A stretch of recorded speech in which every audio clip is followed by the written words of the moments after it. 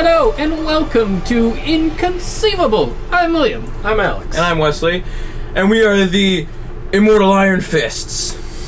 And we'll get to the new Iron Fist season once Wesley talks about his topic. But for now, briefly, before we head over there, I'd like to talk about an exciting new thing from Marvel.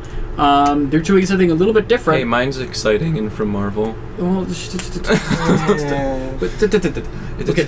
guys are worried about an all Marvel podcast? Don't worry, mine is not Marvel. Hey, true. You're welcome. Yeah, don't worry. This definitely won't be a two-dimensional podcast. Alluding to his topic. Yeah. Anywho's. So Marvel, out of nowhere, decided that they wanted to release a thematic podcast where they're doing a very production high story in podcast form. And it's like listening to an audiobook, basically, but done in a way where it's more performance oriented and not So like multiple voice actors and stuff. multiple voice actors, lots of Background sound sounds. design, music design. That's awesome. Yeah, I wonder if I can get it on Audible or something. You don't have to. You can get it for free on anything you find podcasts. That's the great thing about it. Totally free. No reason not to listen to it. It came out last week, and it's about Wolverine. What's it called? Wolverine? The Wolverine and the Long Nights. In the Long Nights. Yeah. I'm going to do a little check Or for in us the Long right Night. now. Long Nights, I'm not sure. But yeah, it's available wherever you can find podcasts. So if you're listening to this, wherever you're listening to it, you can find Wolverine and the Long Night. By the way, sponsor us if you can. We're telling people to listen to Wolverine. Yeah. Or don't. It's It's fine. Marvel. Yes. I found it. Yep. It is E. For everyone? Explicit. Yeah, not for everyone. everyone. For explicit. They I was got- like, oh! They get 2 episodes now? Yep, 2 episodes so far. I don't know how frequently they post, but yeah, they're extremely high production. I'm subscribing. Very entertaining to listen to. Very engaging. And yeah, so I won't spoil anything. Not that there's much to spoil, but they start off from not the point of view of Wolverine. They're starting it out in a very mystery/detective type feel, where they are discovering Wolverine from a very normal person point of view, where this turns out to be like, they think that it's a bear, killing people with the slash marks, and then there's this one guy who watched Wolverine kill some people, and he's like, that was no bear, like that was some like crazy monster, and so they're like slowly uncovering. That's what a bear is. but it came from a person, like he was witnessing all these crazy things, and Raccoons are Very like little cool. bears. yeah, but I think it's They very steal stuff. They move like very little bears. fascinating that they're. I don't know what encouraged this. It was announced last month that they were doing this. Yeah, because when you said something, I thought I had heard about it a while ago. Yeah. I didn't know for sure if it had What started doing it. encouraged their decision to do this? I'm not entirely sure, but It's neat, I'm though. really cool. Yeah. Because, I'm sure if you're listening to this, podcasting is a very underrated form of media. And I think a it's lot of so people don't think underrated. of it as that way because it's such a, when you think about it, it's not revolutionary. Like, we're using just sound. There's no visuals. So, like, when we're pushing the envelope on, like, media, like we're looking at VR stuff, we're doing all these cool things, better technology and all better visuals and all that kind of stuff. It's weird to take a step back and like, there's no visual, it's just sound, and we made It's sound also kind of just old school in the same Yeah. because that's what radio is basically. Is like Right. You gotta hear it and you gotta like make an Visualize image in it. your mind. Yeah. So like, podcasting as far as like sound quality wise is basically as far as developed as it can be. And I gotta say, like, this really utilized everything. It's very 3D sound. Like, when you're listening to this, if you got headphones on, it's kind of jarring at points because it literally feels like when someone's walking and talking, they're like walking around you as they're talking. Like, whoa, They do a really good job with the sound design on this project, which is very exciting. Very immersive. It does not take that long to get sucked right into this and just like immediately start visualizing this story in your head. So if you like podcasts, you're gonna like this in a heartbeat. But it's gonna be interesting. We've seen how Marvel has used like Hulu and Netflix for their series. Yeah. I don't know how this section of things, because they're looking at a very, I don't know, because this is actually Part of the MCU, y'all. yeah, this is actually Marvel making it, not Fox. Yeah. So Marvel Studios? Is this the first Marvel version of Wolverine? He may be. I don't know. They're not. I said it's not part of the MCU as far as I know. It's its own thing. Yeah. But it's an interesting thought. Well, it sounds like it's like a comic book issue in like audio comics. Yeah, audio. Yeah, exactly. Huh. And I'm wondering if they kind of make their own universe of Marvel characters. It's kind of cool. Podcasts. I don't know what they. I like that. I like how creative an idea it is, though. I've always been a big fan of audiobooks. Like, I haven't listened to them a lot, but like when I was a kid, I'd love listening to them while doing something else. I've become a big fan of audiobooks lately. Let me tell you, I listened to a whole book the other day while I was at work. Yeah, and that's another reason why I love podcasts, is because I think that's the attraction of this media, where it's not revolutionary in any way. Mm-hmm. It's the fact that most things where you can't be watching something, say you're working, say you're running, you're doing exercise, or just any other chores, house tasks, any of those kinds of things where your eyes need to be focused on something else. Your ears are still, in most of these cases, available for other things. And if you want to catch up on your favorite stuff, that's why podcasting is taking off, because people want more entertainment, and they can do it in the more boring tasks of life through podcasting and audiobooks. You know? I was listening to an audiobook last night while working on stuff around the house. Cool. And, it's great to be able to multitask in that way. Yeah. Because, I can't, it's hard to watch a movie while doing stuff at the same time, because, a lot of that is visual. Especially with, anime and stuff. It's a lot of very visual stuff. Anime's super hard because a lot of it's subbed, not even dubbed, so but you have to actually watch it to understand it. Yeah, but even if it is dubbed, a lot of it is just, visual stuff that you have to see. But with podcasts or audiobooks, they're literally telling you what is happening, but not so much that it's just information, it's giving you a picture of what's going on. It's cool. There are so many books that I want to read and need to read. I literally buy books faster than I can read the ones I already have. So audiobooks is it has saved me. Awesome. I can actually get some of that stuff done now. It's easier to listen than to actually read. I feel like it is. Well, because the thing is that reading, you have to look at that, and reading takes a lot more attention to span than it does listening. And you're getting it, they're basically interpreting it for you. Yeah. When you read it, there's so much more that goes into it, but when you're hearing it, they're already making all the right voice inflections and stuff like that, so it's easier to it's doing digest. A lot of the work for you. Yeah. Especially where you've got this podcast where it's not just someone reading it to you, they're adding a lot of atmosphere. You know, they're giving that surround feel, they're giving you the sound effects and music, and just making it so engaging. It couldn't be any more engaging. So I'm really applauding them with the work that they're doing with this so far. I don't have as much to talk about what the actual content is like, because one, spoilers, but two, there's only 2 episodes out. How long are they about each? About 30 to 40 minutes. That's cool. That's nice, good cool. chunk. Yeah. That's some people's commute to work. So is this a test run for them and how to do it, and then if it works, I'm guessing, well, then... if this does well, knowing Disney and Marvel, they'll totally they won't just do 1 more; they'll do 3 more. Something you would find interesting is I'm listening to the Iliad in audiobook form. Oh boy! And it's voiced by the guy who played Beast in the Beauty and the Beast live action. Really? Yeah, he does the voice for it. He had a very nice voice as the Beast, yeah. And so, I'm listening, it's I will wet my blade with your hot blood, or something like that. Whoa! Basically 2 guys fighting over a girl for 40 minutes. But it's interesting. You were listening to a guy... Wait, what?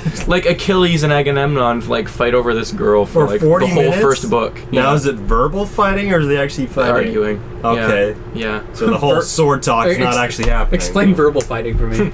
How dare you knave? Arguing is verbal combat. You uncultured swine. It's pretty much the insults they have. Yeah. And your mother smelled of elderberries. You dog face. This one they use. Son of a turd. Son of a motherless goat. Is that what rap battles are? Or just verbal combat? Yeah. It's dissing the other person as much as you can. Yeah. Shout out to Eminem. One thing I do want to say though is that the way that they're going at this, it's not nearly as action oriented. You know? It's referring to some action. It's more like a journey. It must be Right. hard to do action and Well, that's what I'm audio saying, and I form. don't think that they And he will cut be. the guy in 3 pieces with his claws. boom, The end. boom, So I feel like boom. they're not. You're not going to see Avengers in podcast format. You're going to see more things that are story heavy and not action heavy like we're used to. So I wonder, as we're talking about this new gateway into content for Marvel, what are some other superheroes that you could see working well with this format specifically? Like detective-based superheroes, Batman would be good. Would be very I good. don't know anything really about Gambit, and I want to know more about him. Gambit's kind of action-oriented, and a lot of it is like his... I don't know. His I'm glowy eyes and flashy cards. and I'm thinking maybe more like Jessica Jones would be a good one. Yes, That was there you a go. smooth one, yeah. Yeah. There's a lot of options out there. On the DC side, there's a character called is his name Enigma? He's got like no face, but I don't know, like these more like detective-y kind of characters would fit well in that category. I could even see like Black Widow. Yeah, That'd be that would fun. be Yeah, that oh, would that'd be be really cool. good. Yeah. Because there's Hawkeye. action, but it's I would not be the okay with same Hawkeye. type. You know, They could just say Maybe- he shot arrows. Maybe a they lot. cover what happened in Budapest. maybe they cover what happened in Budapest happened via in audio. What happened that in would be Budapest? awesome. Yeah. See, that would be a good avenue for this because it reminds me of what. Because I don't know if you know, but Doctor Who has a lot of Audio audiobooks. serials. Yeah, Yeah. where it's like a missing adventures basically. Mhm. So it's canon, but it isn't at the But same it's not time. necessary. So like Yeah. they don't refer to it in the show. Side stories. Yeah. Yeah. Sometimes what I mean by they don't refer to it in the show is that it's kind of backwards because Yeah. they'll take stuff that they've referred to in a the show, so and they then they'll mention stand on it. exactly, Yeah. but the show doesn't ever refer. It's a one-way street. It doesn't go back. Yeah. It feels kind of like the Marvel TV I was gonna shows. say, it kind of sounds like with like you get information in a TV show and then it happens in like a movie, sort of like Darth Maul and spoiler alert, Yeah. Solo and the Clone Wars. Like he shows up in the TV show, and people watch movies are like, oh, well, he's still dead. Yeah, I don't care. It And then- confuses people so much too because I was Didn't talking he to die? I'm like, Yeah. Well, I was talking to a friend last night and I was like, oh yeah, but Darth Maul's alive again. I was like, no, actually he's dead for good now, because Obi-Wan kills him spoiler alert. Obi-Wan kills Darth Maul. again, Actually kills him this time in Rebels. So he's like, but what about Solo? And I was Like, like, well- Solo takes place before, and it's just like, yeah, explaining it to people is so he interesting. came back, but Yeah. he's dead. But he's actually dead still now. Yeah, and they just expanded his story for like. I don't know how much Disney themselves was involved with this and how much Marvel is taking this as their own project, but on the term of Star Wars, I could absolutely see some Star Wars stories. Oh, definitely. In the I don't know podcast what that was, but Haven't they already done audiobooks for Star Wars? I would. They must have done surprised. something along those lines. Yeah. But podcasting is taking a new hype that makes sense for like these. And I will say, podcasting has been popular for a while, but what Marvel is doing with their cinematic stories is what I want to call them, because it's not just storytelling, it's literally making a performance in audio form and going the whole 9 yards with that. And that specific genre of podcasting is, I wouldn't say new, but it's recently gaining traction, and that's something that a lot of people are hungry for, because most podcasts are stuff like this, where it's talk shows, Yeah. review stuff, or just comedy, or a lot of like educational stuff. That's the majority of podcasts that you have right now. A lot of content talking about content, indirect content, we'll say. Not a lot of direct content. What Marvel's doing is making a lot of direct content, where this is its home. We're talking about we're on this platform, we're talking about content from different platforms, but this is something that's creating something new on this platform, Yeah. and that's a whole new world of stuff that we barely tapped into, and I think more companies are now seeing now that podcasting is mainstream now. Yeah. I think companies will look at this specific genre stuff as a new opportunity of stuff, which has a lot of uncharted territory. We can go a lot of ways with this, so it'd be really cool to see this, and I can totally see stuff Because you just you're working. Are you allowed to listen to stuff while you work? Yep. I hope so. You listen to an entire book. Yeah, I listen to an entire book. How does that work? You're a comics fan. You want your I'm right fix. in their demographic. Yeah, you want your fix for comics, Yeah. but you can't. You don't have a lot of time to devote to movies and stuff like that. You know, you're also got college going on. You don't have a lot of time for movies. You can get your comic book fix while you're working, while you're doing your schoolwork. How awesome is that? You know, Let's get a Daredevil one. that would be good. I like that. Daredevil. Yes, because He's blind. You don't need visuals. What if it's from his point of view, like the whole time? That'd be cool. that's actually like other characters are like, what do you That's- think of? Have you seen this? I'm blind. No. of a very point of view reference story of that. Now that. Patent that idea right now. Marvel, That's- you're gonna have to steal that one from me. That's a freaking No, it's their good character. idea. You can take it for free. I mean, Their character. Because the other thing that I was going to mention, which isn't nearly good as that, but I was going to say, what if you had something Spider-Man oriented in that universe? Like, for instance, what if you had, what's his face? Osborn's son? Harry. Harry. What if you had a Spider-Man story in the perspective of Harry? That'd be cool, because there's a lot of behind-the-scenes stuff going on, not as much action, that makes sense context-wise for that. But there's a lot of story there, you know, and his whole journey of, like, and it'd be cool to see Spider-Man from the other point of view, and not from sometimes a good point of view, sometimes from Spider-Man is a villain, and he's doing all these, he's got, like, a personal vendetta. Yeah. I'm a big fan of stories that are challenging the stories that we all know and love, from a completely different viewpoint. And I feel like, and that's one thing that movies can't do, you have a hard time getting into characters' heads. This audio storytelling is a way you can capture that, just like books does. So it offers a lot of story opportunities that you can't do on film. That's like the one thing that this can do that film can't. Yeah. So stories like getting Internal into monologue can you imagine having getting in Harry's head about that whole monologue of the complicated family. Harry Potter audiobooks. we already have those. Yeah. Harry Potter audio series. I want to hear podcasts like in the story form that you're talking about by Nick Fury's perspective. That'd be cool. Dude, have you seen the pictures for Captain Marvel? I saw it. I was disappointed because I heard teaser for Captain Marvel and I was like trailer, and they gave me pictures instead. I'm like, they're But the still pictures cool. are great. They're cool, but The trailer's come coming out on Tuesday. I like how and I tell you something. Tuesday? Yeah, Tuesday. It's I like how they it's not to get too accurate. I like how they show the actual suit.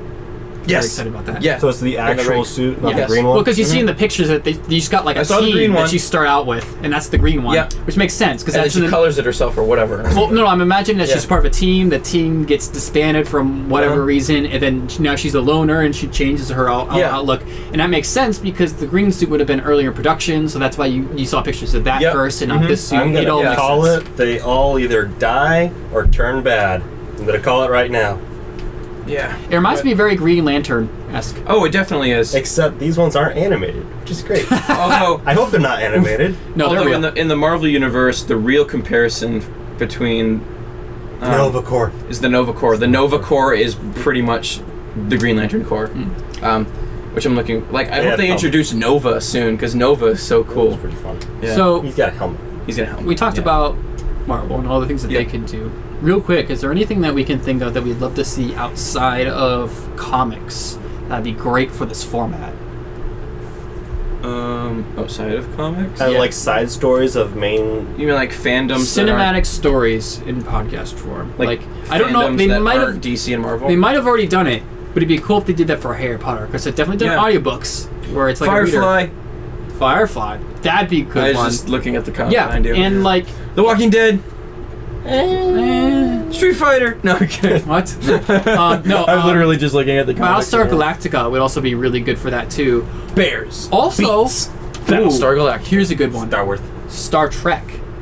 Star Trek has a lot of more drama and actual verbal combat, as the kids would say. Captain Picard always kids would say. verbally attacking the other people. Or Spock. Yeah. Spock doesn't attack. No, He talks sarcastically. Exactly. So there you go. That would work. And hey, even I know this is kind of out of left field, but Nancy Drew, we'll get some Sherlock Holmes, that kind of stuff. Carmen San Diego. Gosh darn it. Nancy Drew. Yeah. or the Hardy Boys? Still my favorite though. Seriously, if they could do like literally a POV Daredevil, thank you. I know, isn't that cool? That would be so fun. I didn't realize how great an idea it was until it came out of my mouth. Like, can you imagine, like, actually, and that's the way you could actually make action scenes work. Because, like, it could just be him in his own head. Yeah. And you're hearing the battle commence as you're hearing his thoughts. Like, can you imagine, like, oh. Yeah, it's gonna be chills, man. That would be a weird thing to do is watch Daredevil or blindfolded. Listen to the Daredevil listen TV to show. It, see if Stop watching see it. what you can catch. It wouldn't work actually for me. Oh, never mind. Or every time the show is from his perspective, pause it and blindfold yourself. Just like, wait, Daredevil time. Really immerse myself in the experience. Oh, I could already see myself if they made that and I was listening to it. I always just imagine, like, you know the thing, you know when you were a kid and you watched Karate Kid for the first time and you just felt like you wanted to be a karate master after you finished that movie. The credits are playing, they're playing the music and you're already like, crane kick, you know, and then like, I can already see myself listening to this podcast and being into it and just like doing things without looking. I want to be blind now. No. Throw some chemicals in my eyes, man. But also, that being said, this would be really cool for people who are legit blind. This would be a format that really caters for them. No kidding. Like, why? I don't know why that didn't come to mind sooner. Like, seriously, this is fandom now accessible for people who can't read comics. Seriously, like that's really cool. Yeah. Isn't that what audiobooks are anyway? Well, that's what I'm saying. But like they released this Wolverine podcast, and we're all just kind of like, yeah, that's neat. You know, that's a cool novelty. But for other how people, about for people who can't see things? That's revolutionary. Yeah, you know? Exactly. Like, that's cool. I hadn't thought of that. Yeah. It is very cool. Mm-hmm. I honestly feel very proud of myself when I'm able to walk in the dark and not hit anything. Just like, yeah, I still struggle with that. If I'm in a place that I know from memory, I'm just like, I know where I am. Yeah. All well, right. speaking of having masks and blindfolds on. What? Talk about Iron Fist Season 2! And some of you, blindfolds, like me, who hasn't gotten around to watching it because it's like gotten very not so great reviews, are just like, why are we going to talk about Season 2? Because Iron Fist Season 2 is the greatest comeback in TV show history that I've ever witnessed. Say it ain't so. And actually, I was telling you guys before we started, I'm pretty sure I read that it is the biggest jump on Rotten Tomatoes, like, as far as rating. It's the biggest jump between seasons that they've recorded. Because here's the thing. I'm pretty sure that show was ever so close just being not getting a Season 2. Yeah. They must have been so close. Very surprised when they said, like, very soon after the first season came out, hey, we're coming out with a Season 2. And I was like, why? I'm wondering if this is a case of whoever is writing for the show had a great story to tell for Season 2 that basically the Season 1 they just had to get out of the way in order to make Season 2 Either happen. that, or the people who wrote Season 2 really capitalized on everything that they set up in the first season. Is Danny Just Rand perfectly likable in this season? He is likable now.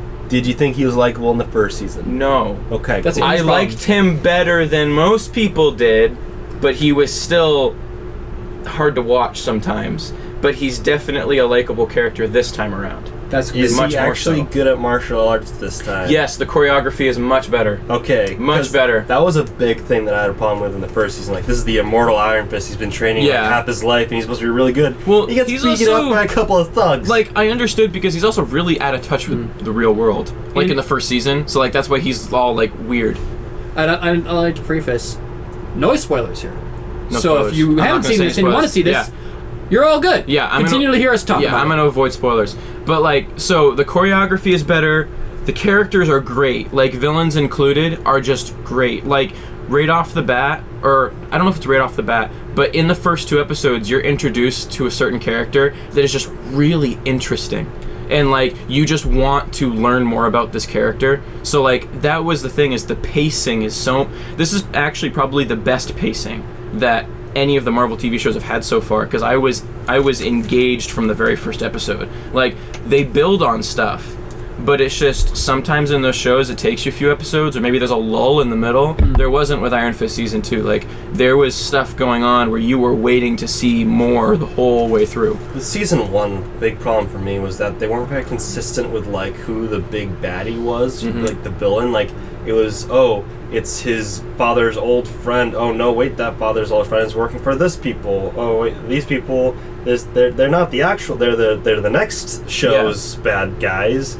And I don't think he even got to the point where I actually got to see the bad guy do anything, like the real bad guy. He didn't even show up until several seasons or episodes later, I think. Yeah, and that was disappointing. And like, but just like having had all of that stuff already happen really helped launch season 2, because like they definitely build off of all that stuff having already happened. So like you can't just skip to season 2. I wouldn't advise doing that. You should watch season 1, sit through it, and just know that if you sit through season 1, you will be rewarded. You're really going to be rewarded watching season 2. If you can muscle your way past the gagging reflex of season 1, you might like season 2. Yeah. Now, I just want to be like, I'll say it again, like, it's not good, but like where most people might give season 1 like a 10%, I'll give it like a 20%. So like I'm still saying that it's not great, but I tried to see the best in it. It's a good time if you're like interested really in the tired. Well, I'd say it's a good time if you're really interested in the character, because I was really, whether it was going to be good or bad, I was just really excited to see Iron Fist, because I think Iron Fist is cool. Here's the thing, is that when they announced Iron Fist, was Iron Fist the last out of the first round? Yes. So not only was it last, where people were the most disinterested in seeing another Marvel TV series, but it was also probably the worst reviewed, if I remember correctly. So it just seemed like if there was any of these Marvel shows to drop out when there's already like 5 or 6 of them, where it feels like they've got more than enough, it's like, okay, some of these are just not going to make the cut. That one, easily, no complaints, would have just not made the cut, and nobody would have said anything. Exactly. And granted, like, Iron Fist is a cool character, so don't, like, I hope the first season didn't, like, ruin the character for you. Iron Fist is a cool character, and he gets substantially better in the second season. The thing is Iron Fist's universe is a lot like Doctor Strange's universe, where Doctor Strange turned out to be really good, but the fear with Doctor Strange was the same that it is with Iron Fist, where that kind of like super magical, like mystical universe is really hard to adapt into the MCU, like to real life. Like it's really hard to get it right. So they struggled a little bit, but now they're really off, like on their feet and on a roll. And the way that the second season ends, it opens up just a big, like, once I finished the series, I read a couple articles online about it, and people are generally excited about the show going forward, and even saying that it could be Marvel's best TV show on Netflix. Like, it could be their best one. So I haven't watched the show, but I did see one of the end clips, and I really want to talk about it. Is it okay if we spoil that? Yeah, we can. I guess we can go just clarity. 1 second before we get into spoiler territory. Bless you. Do you really just freaking dab when you sneeze? I did. Sorry. I'm sorry. I cannot let that slide. That's insulting. I'm proud of you. I wasn't dabbing. I was telling you what time it was. I'm freaking ready to verbally combat you right now. That's not that close. Okay, what are we waiting for? Before we do spoilers? What are you looking at? I was trying to... I'm having a hard time. I'm trying to find the ratings of season to season, but whatever. Here it comes again. Just never mind. Wait. What? Gotta dub the sneeze again. He's really disappointed in me. I am. Like, almost sad. Okay, look. You dab all the time. What are you talking about? No. I know. Because I hated dabbing, and then I started doing it ironically, like insulting it. Yep. And then I couldn't stop doing the ironic thing, and so now I just dab tastefully, okay? Okay, and Tasteful so dabbing. using a dab Not spiteful dabbing, tasteful elbow dabbing. cough isn't tasteful? Yeah, no, because I think that's very tasteful. I'll tell making you, a when dabbing... motion and then making it into something else. Yes. Very tasteful. No, because when... No. It's when... I can't believe we're having this. No, I'm serious, though. Like, when dabbing was first a thing, and the kids thought it was the coolest freaking thing ever, and would do it any chance they could get, sneezing was an obvious go-to, and it was so just like in the mix of just dabbing being cringy, like, oh, now whenever you sneeze, you're gonna dab too, like, that's just the worst offense. And that's still... No. Iron Fist is like a dab.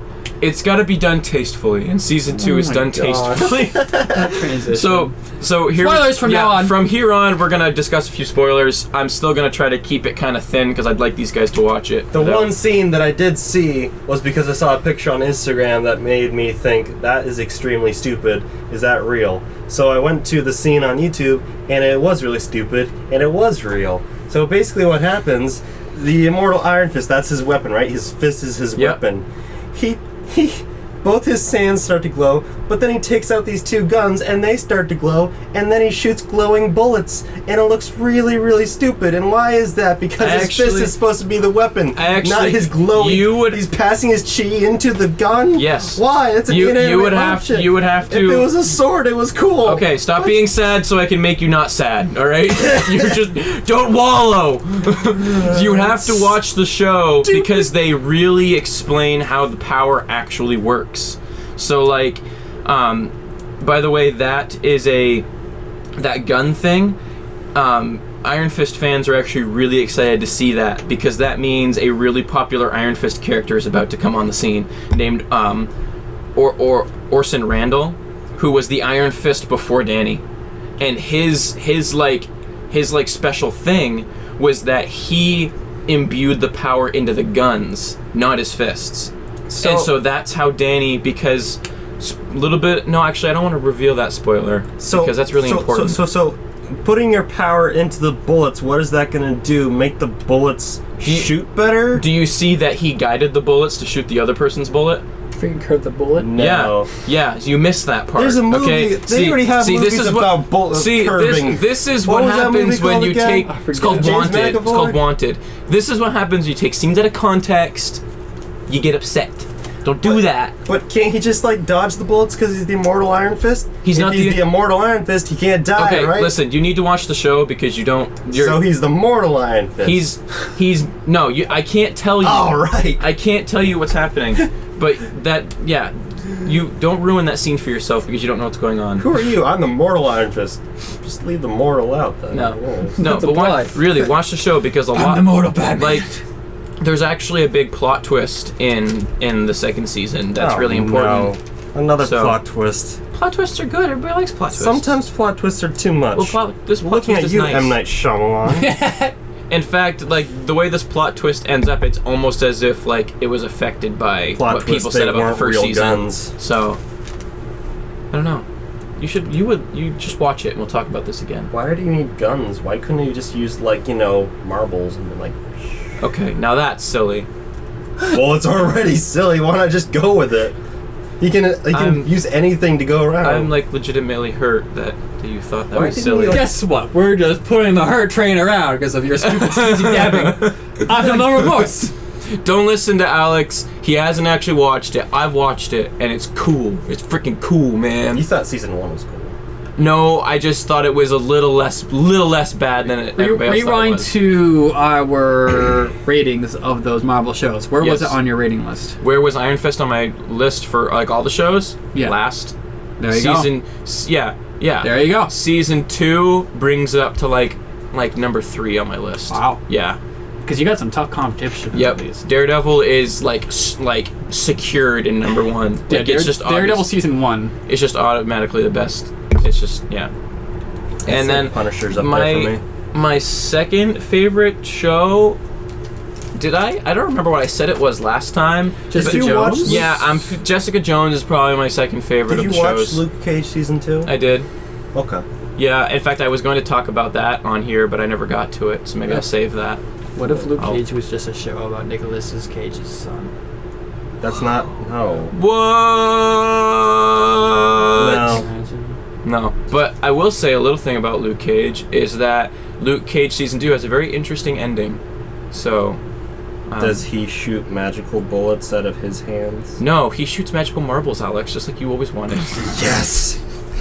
But I will watch that show. I'll save Luke Cage for another time. But I had to get to Iron Fist just because it was so wow, it's actually really good. And there's exciting, it's just, yeah. Kind of reminds me of Cobra Kai. when that thing came out of nowhere. Well, that was different because that came out of on nowhere. The first season. Yeah, this is something like you started to if worse you have the than name nothing. Marvel on it, we're expecting big things, but like this was. Oh yeah, no, this is a bigger comeback because Cobra Kai was started from nothing. Just bad impressions. So like, oh, people just thought I was going to be garbage, but it actually wasn't. But people actually knew that this was going to be garbage, and it wasn't. There's the difference. Yeah. Wait, who's the fourth Defender? Or is there 3 of them?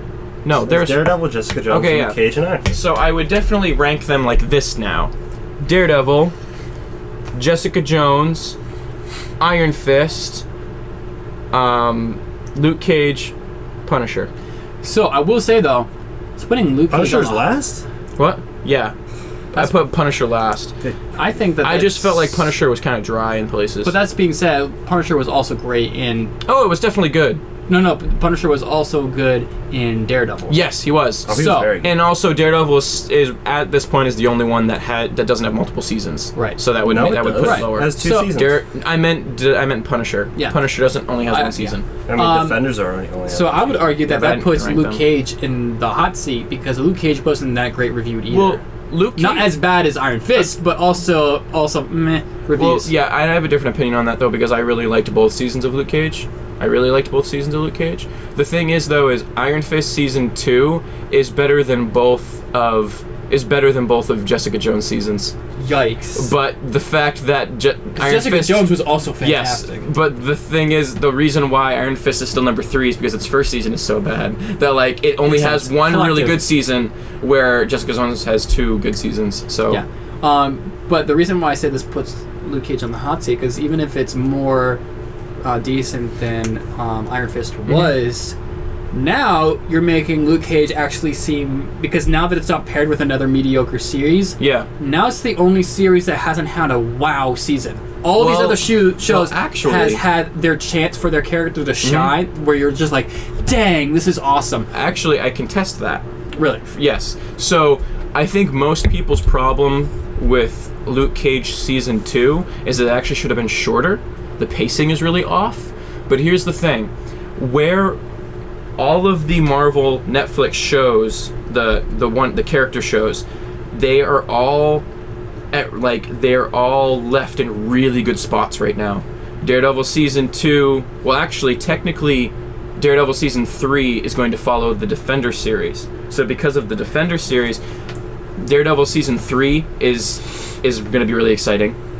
Because of where Jessica Jones 2 left off, that season's gonna be really exciting. Because of where Iron Fist left off, you get a whole. It opened it right up. The Iron Fist season 3 or whatever happens next for him is gonna be amazing.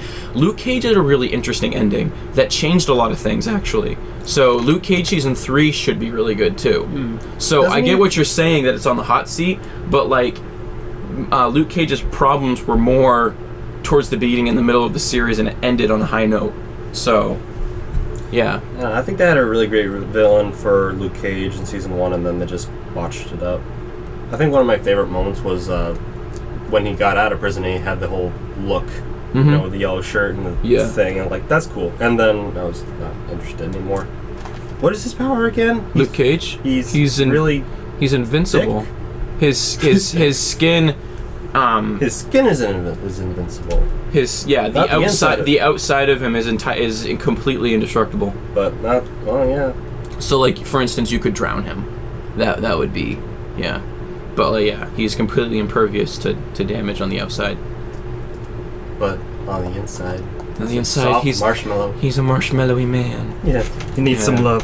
Another thing with Luke Cage is I actually think, well, I don't know, because the 2 actors with the least amount of skill, I definitely think that Luke Cage and Iron Fist have the 2 less talented leading guys. Luke Cage is so boring. He needs to express himself more. He's got like one dimension. I actually think at this point, Danny Rand is more interesting, especially since he is so much better in season 2 than he was in season 1. Also, Misty Knight is in Iron Fist season 2, and she pairs pretty well with Colleen. Colleen Wing is just a great character. She was the shining spot of season 1, and she just gets better in season 2. So Culling Wing is cool. Doesn't the detective woman have a metal arm now? She does have a metal. She's a robot arm. I just want Rocket to cross over and steal it. Yeah. Please. Yeah. I'll watch it because of that then, if she did that. Watch it anyway. I'll even come over and watch it with I'm you. gonna watch it anyway. Yeah, because Iron Fist Season 2 is definitely worth watching. You'd watch it more than once? I would watch it more than once. I also just like, because Davos is the villain for this one, and Davos From is Game of Thrones? No. Oh. So they crossed over Game of Thrones with Marvel? No, Davos is the Steel Serpent. He's basically like anti-Iron Fist. Steel Serpent. He's the Iron Fist. And I know there's a lot of villains in the Marvel Universe. Mega Iron Fist. Yeah, and I know that pretty much every Super. villain in the MCU is like that, but when they do it right, I like those characters. I think it's kind of fun. And Davos is a really good villain. Steel Serpent. Only the thing is they put his tattoo on his back in the show instead of on his chest. There was a ProZD video about that where it's like, okay, get this, it's like Spider-Man, but like the bad Spider-Man. Hey, that's pretty good. Okay, wait, what about this one? Oh, Iron Man, but bad he's Iron like Man. black and like dark and it's bad. Wow, that's not okay. So it's actually, speaking of that, Venom got a PG-13 rating. Yeah. For two reasons. Two, they want to get as many people in the theater as possible to see it. And number two, they want, I've said this since the beginning, and it keeps turning up to be true, they want to keep the possibility open that Spider-Man could end up in that, you know, that they could bridge that universe. So they want to keep it. Honestly, I don't see okay with any it. reason to be upset with this, because I've seen some good points brought up. Mm-hmm. One, unlike Deadpool, where Deadpool really needs to be R-rated simply for the jokes that it makes, which is very crass, very swear-heavy, and you simply can't do that with a PG-13 movie. Yeah. Really doesn't have to do much with the violence. No. Simply because of the language. Yeah. Logan, rated R because of the intense violence. Makes a lot of sense. Also, Logan himself, also a very swear-heavy person. Yeah. That makes sense to have rated R. Venom... Yeah, there's not as many qualifications to need to warrant a rated R. I could totally see it being an R movie, but it doesn't. But the fact that it's not doesn't really upset me. Because the thing is that there's no swearing element involved. That's the biggest reason for a movie to be rated R. There's no nudity in it. There's no reason for nudity to be in it. I'm not a huge R-rated movies kind of person anyway. Well, I get like people wanting it's even more nudity, it's even more gritty. Like no. But for this, the only thing we're worried about is the violence. And when it comes to violence, I'm okay with the limit. You can there's not much difference between the violence between a PG-13 and an R-rated movie now. There's very little. Yeah, it's basically the only difference I can really tell is you're only allowed one F-bomb in a PG-13 movie as opposed to limited. Yeah, in like R. all the other really big differences between PG-13 and rated R is language and nudity. Like that's the biggest difference. Things I don't want to see anyway. So I don't want to see that language. I don't want to see that language. No thanks.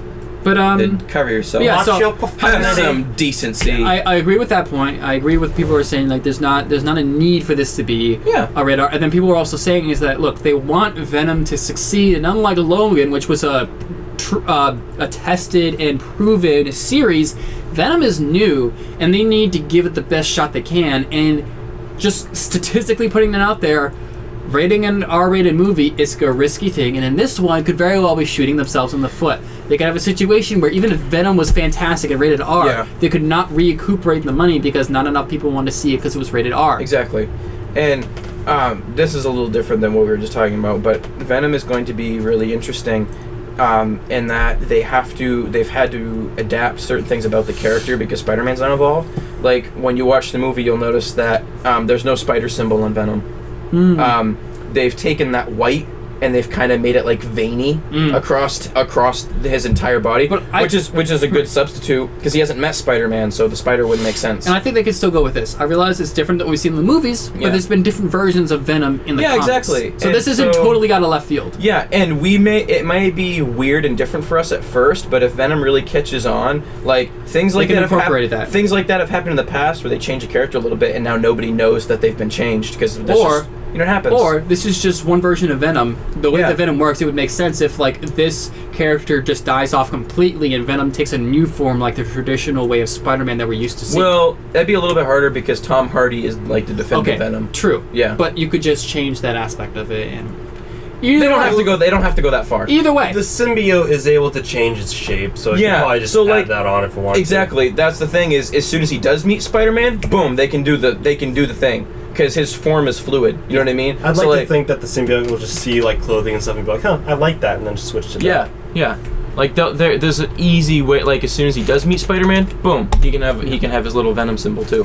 So with that, let's go to your topic. Yeah. What do you have for us? All Alex? right, yeah. So enough Marvel. I'm going to be talking about the new Netflix TV show that just came out, The Dragon Prince. So Well, what makes this so which- interesting? What makes it so interesting is that, well, they basically have been selling it off the point that is from the creators of Avatar: The Last Airbender, Legend of Korra, that sort of thing. And like whenever you hear that, you basically get really excited because like Avatar was a really good show. I mean, like you haven't seen all of it, but you should. I've seen enough You've to seen know. all of it, and you know it's good. after the Spider-Man, yeah, You've seen Avatar, right? yeah. We're seeing. We're still talking about Korra. I won't go off on a tangent, but we're seeing a lot more of these types of things where creators are making New IPs? beloved creators are taking new content to places like Hulu and Netflix. We just saw that with The Simpsons for the same director. I'm sorry, same guy who made Simpsons for the Disenchantment? Disenchantment. Yeah, which I've watched it. And it's okay. Yeah. I heard mixed things. But okay. besides that, that's Yeah. what we're talking about. I just want to say that this is a new trend that we're seeing, like Yes. this. And this is the next one in the installment. This of that. is kind of more like this. It's basically similar to the storytelling, obviously, to Avatar. It's like it's a magical world. There's like separate kingdoms with like separate peoples who are able to do certain things. Like very reminiscent of like Lord of the Rings. It's like a mix of Lord of the Rings, Avatar, a couple of other things. I dig it. I love it. Yeah, it's really like I like seeing that new version because it's old-fashioned medieval sort of fantasy, basically. It's got that factions, almost like Game of Thrones, with the kind of. families. Well, they have all the different like elves. They have like sun elves, dark elves, moon elves. Do they have dwarves? I don't know. Not yet. Not yet. Not I'm yet. waiting for it. But they have dragons too, and it's in a land where like magic is real. There's 6 forms of magic. There's I have it written down here. Is there any spoilers in this? Potential spoilers. Potential spoilers. Yeah. Okay. So You've been warned. Yeah. Potential spoilers. Nothing big.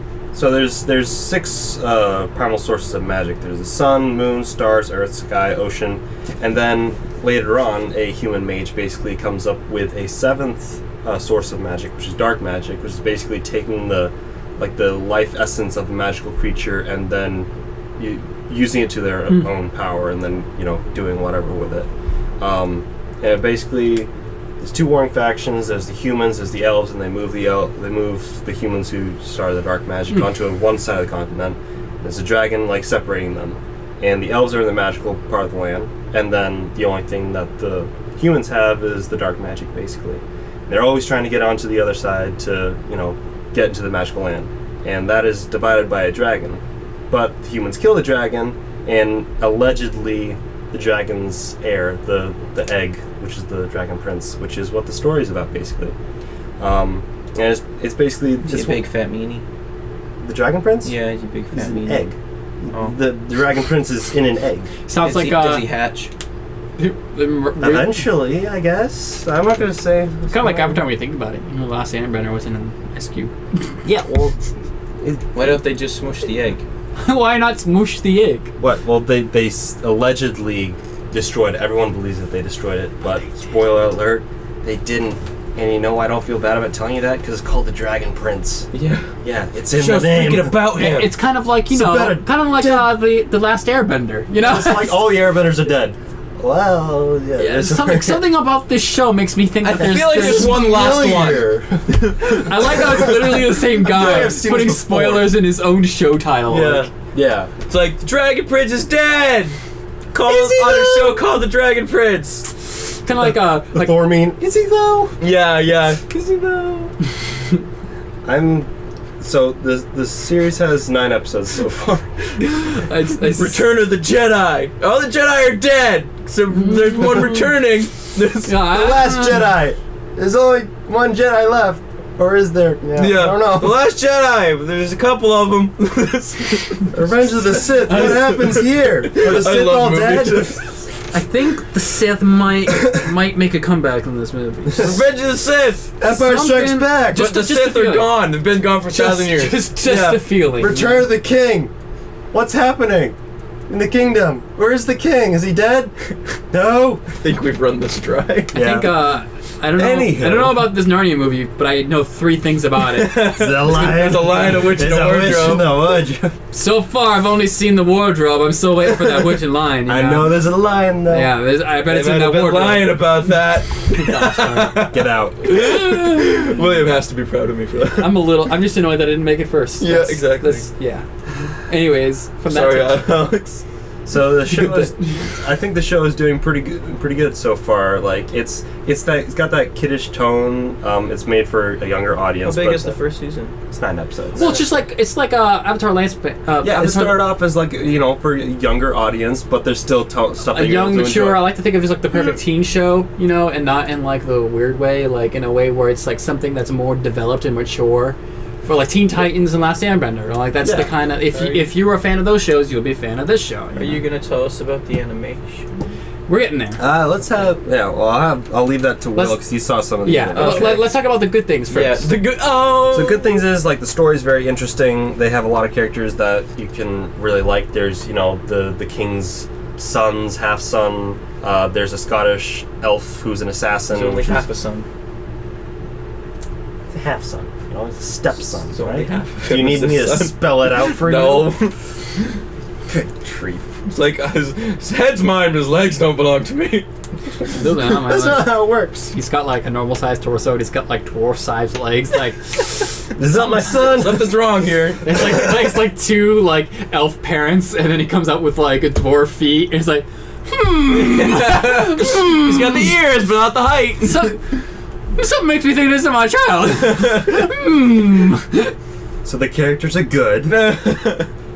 I like where the direction they're going. So it's the whole coming of age story, which is basically like what Avatar was, and that's one of the things is like I like it, but I dislike it. Is with like nowadays they'll be the creators of one show or something, and they'll be like, all right, we're coming out with a new show. And us fans are always like, oh, is it going to be exactly like this show? Because that's what we want, and that's what we're excited about, because that's what they made and that we liked. But we know it's not going to be like that, so we have to be prepared for change, basically. I feel the same way like with other stuff. Like there's, so like Lord of the Rings came out, and then The Hobbit came out. And we're all expecting, Return to Middle Earth is going to be just like the originals, and it's not. It's different, and we have to get used to it. I didn't care for them. It's not great. But it's something that I wonder about is like we get ourselves hyped for something specifically because it's from people who have made things that we liked before, and you trust them. Yeah, basically, like, are you able to look past your own I bet it's gonna be good because it came from these people, and I think you gotta look at it exclusively. Because you can't be like, no, it's good because it came from these people. Yeah. Yeah. You can't do that, Wesley. How did I do that? Justice League. I don't think it's good. I just like it. No, it's. But I say this show. Sad. I'm sorry. It's okay. But I think this show stands on its own. It has a lot of potential. Again, it's starting off as more of a kid's show, but who are we kidding? It's gonna get better. I mean, it has to get better. They did the same thing with Star Wars Rebels. By better, he means darker. Exactly. You gotta have more heart. It already does have heart, and I really appreciate that. Is it like lighthearted all the way through? No, there's a lot of really dark tones in that. Oh, that's right. I saw blood in the first episode that I watched. What was blood? They killed a dragon, man, and then they kill someone else. I didn't see them killing a dragon. I saw a lady chasing another guy. Oh, she was almost gonna kill him. He didn't die. But then she had blood on her swords. No, that was berry juice. Oh, wow. She pretended that it was blood, though, and apparently it worked. Yeah, it's got some darker themes that I really appreciate. I know it sounds kind of terrible, but it's something that I kind of need in shows like this. Like the same with Avatar: The Last Airbender. There's a lot of deep themes that basically made it better than just like a fun kids show. Right. that's something that I need to have. Yeah. Not the fun kids show, but like something that I'm able to invest in, not just like, oh, we're going to this place, oh, we're going to this place, oh, we're having a fun time, but we have to eventually get to this place. Like, I want to have more character development, I need the story to be good, and this show is doing pretty solid with that so far. Again, first season, don't know when the next season's going to come out, but I really like it.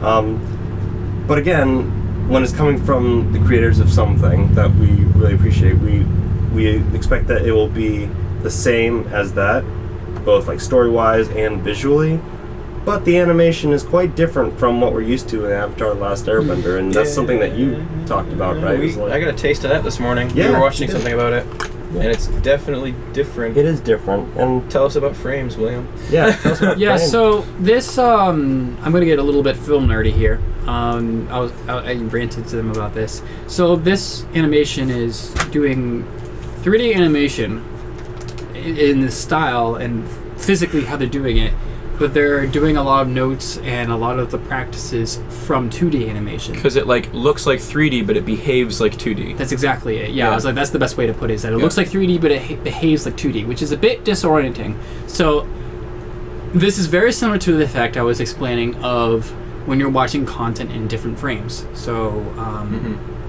all films are shown at 24 frames a second. Most of your TV stuff, so like your sitcoms and stuff like that, shown in 30 frames per second. Your live TV, your news, your sports, that's all in 60 frames per second. Because it looks progressively more real. Right, because you're adding more and more detail. For whatever reason, 24 frames a second, we went with that originally because it was a low frame rate that we could look at and not feel like it was choppy. Yeah. Still smooth, but it was like the lowest on that spectrum before it started crossing that barrier of where it's very clearly you can see the frames. You know when it's like you're watching like an LED bulb, you know, and if you like take a video of it, because an LED bulb, if you guys don't know, just blinks really fast. Like that's how it works. It's electric and it just blinks super fast. Huh. If you took a So slow like motion, the lights we have on set right now? no, these are not. Those are the LEDs. But if you took a video of it and you slowed it way down, you can see it blink, and you can see that. So think of that just like from what our eyes can see, because that blinks faster. This may be, I don't know. LEDs blink faster than we can actually register. So just how like the frames, it's fast enough to convince us that we can't see that there's actually frames. Like we can't see the difference. When you slow it down enough, sometimes like you see in 2D animation, a lot of claymation is typically between 10 and 15 frames. You can see the frames in that. You can see the little beats of movements in that. It's just slow enough where you can see that. Well, actually, not so much anymore. They're getting better with it. Yeah. But for the same reason that claymation is in a low format, low frame rate, is for the same reason the movies used to be, because it was cheaper, because every frame costs money to produce, time to make, and especially when you're working with practical and digital effects, more like physical stuff to create. You know, you have to do it for a longer period of time, so it was cheaper.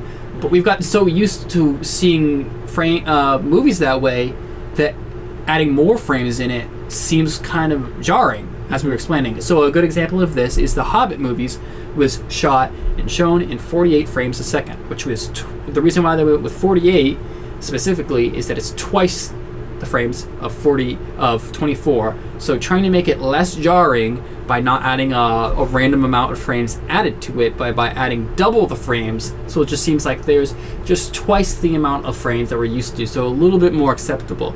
But even then, it still is a bit jarring to some people. I know it was to me when I saw it in theaters. I was like, this is cool, because it does show more detail and it does seem more realistic, but I don't know if I like it. I can't, like, because the thing about what it does to you, and I'm sure you can see this in the show, it takes you out of it. And that's, you want movies to be immersive, and when it takes you out of it, it's not good. So the thing that this animation is suffering from is that it's using the frame rate of a 2D animation where there's not a lot of smooth movement. A lot of the frames are a lot directional. So like if you have 3D animation, it's very smooth transitions. You have an object go from point A to point B, and for every frame it moves closer to that thing. In 2D animation, it uses basically the checkpoints, just the important bits. The best way to look at this, to observe this, is lip syncing. It's extremely time consuming to do lip syncing and there's so much of it that they just want to make it seem convincing. So for 2D animation especially, just the important bits, you know?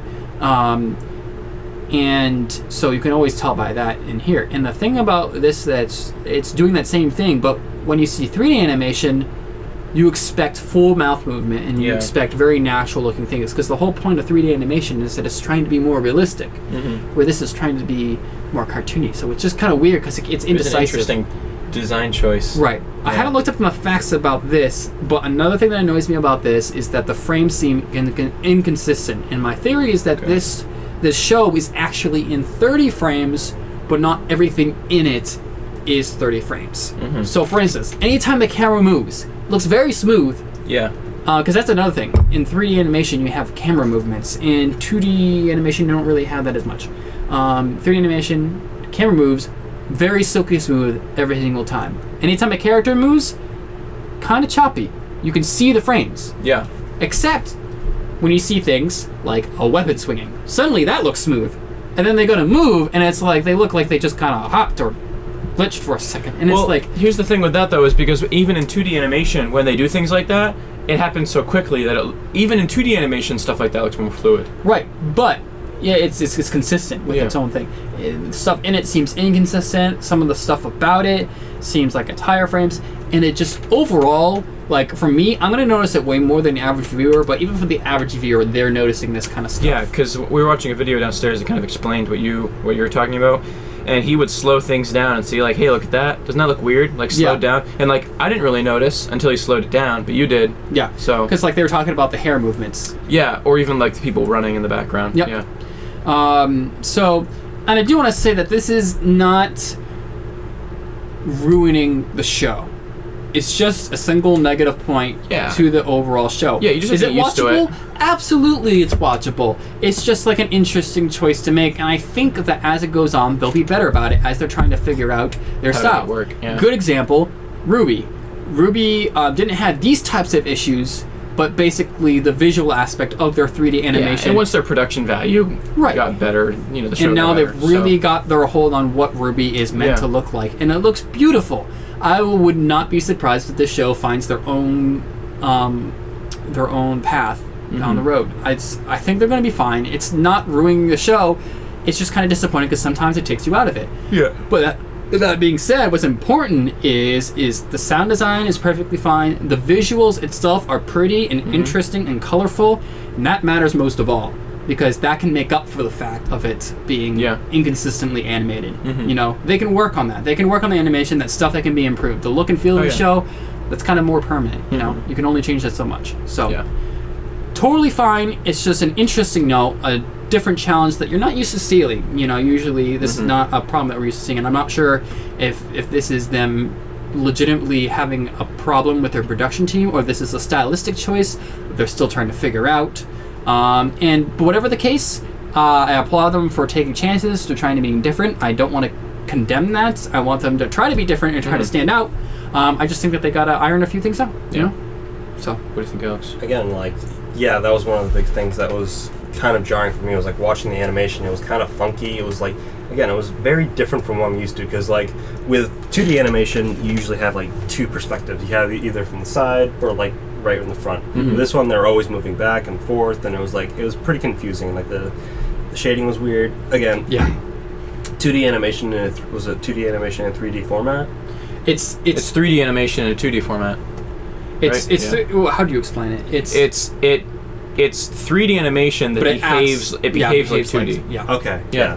That's something that was like kind of jarring, but at the same time, like once you start watching the show and like getting immersed into the story, then that's something that really helps you just not see it as much, because again, the show is very beautiful. Like it's very well designed. The characters look amazing. It's got like that cel shaded kind of look, Yeah, kind of in a way. What's it about? Again, like I'm very much into fantasy, medieval, that sort of stuff, and we don't have a lot of shows that. Well, we have a couple, but not always family-friendly shows that are like that.